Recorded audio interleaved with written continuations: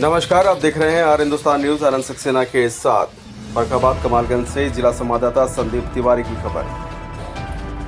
Vote जिहाद की बात करके इंडिया गठबंधन के नेता लोकतंत्र को कलंकित कर रहे हैं। ये बात आज प्रदेश के मुख्यमंत्री योगी आदित्यनाथ जी ने कही।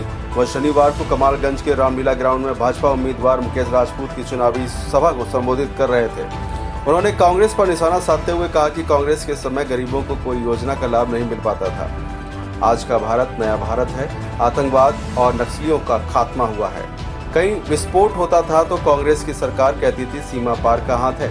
आज पाकिस्तान सफाई देता है कि मेरा हाथ नहीं है। 2020 में आया था मैं, गंगा पुल बनवाया, अब फर्रुखाबाद एक्सप्रेस वे से जुड़ेगा।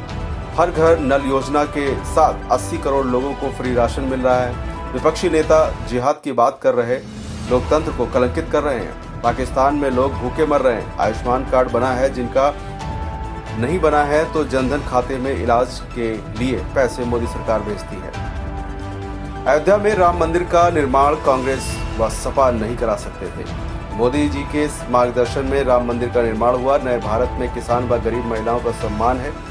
और सपा कांग्रेस की सरकार थी तब पिछड़ों का आरक्षण कम करने का प्रयास किया गया था।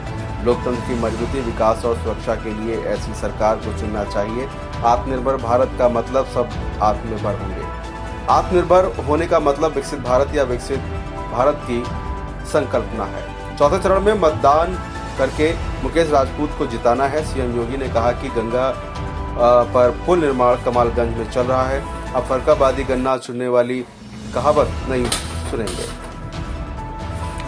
जिले को एक्सप्रेसवे से जोड़ने की प्रक्रिया को आगे बढ़ा दिया गया है। उन्होंने बताया कि विकास की लंबी फहरिस्त है और भारत के 80 करोड़ लोगों को मिल रहा मुफ्त राशन और पाक भूखों मर रहा।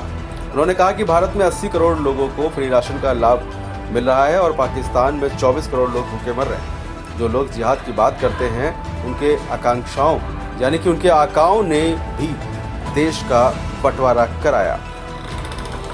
इसमें कोई दो राय नहीं है कि उनके आकाओं ने ही देश का बंटवारा करवाया। जो लोग जिहाद की बात करते हैं, ये कहना है योगी आदित्यनाथ जी का।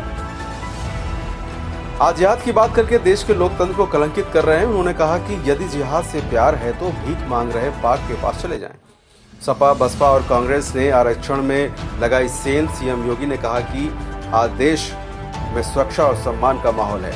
एक तरफ मोदी है और दूसरी तरफ SC, ST और OBC आरक्षण में सेंध लगाने वाले सपा, बसपा, कांग्रेस है। उन्होंने कहा कि इंडिया गठबंधन जनता के हकों पर डाका डालने का कार्य कर रहे हैं।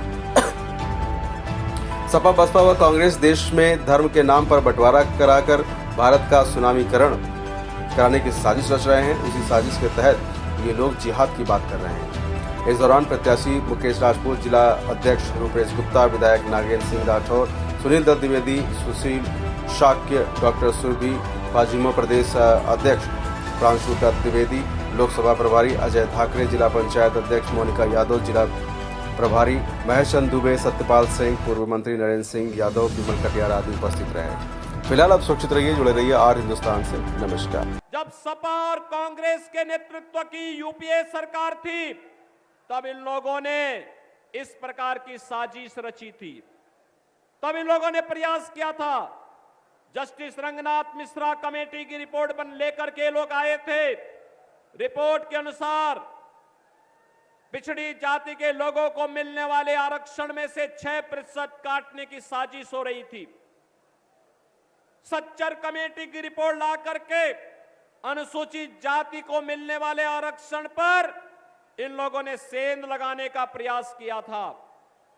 बाबा साहब भीमराव अंबेडकर ने कहा था, देश के अंदर धर्म के आधार पर आरक्षण नहीं होना चाहिए।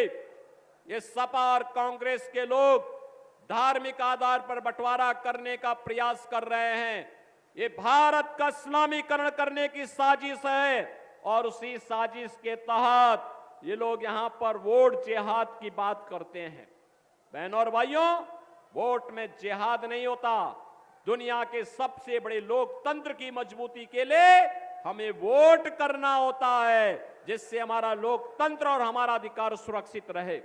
और हम उसी अधिकार के लिए आपके पास आए हैं, आपसे कहने के लिए, यह अधिकार आपका है और आपको अपने अधिकार का सदुपयोग करके विकास के लिए, सुरक्षा के लिए, सम्मान के लिए और लोक आस्था को आगे बढ़ाने के लिए एक ऐसी सरकार चुननी चाहिए जो सरकार न केवल आपकी आने वाली पीढ़ी के भविष्य को भी उज्जवल कर सके।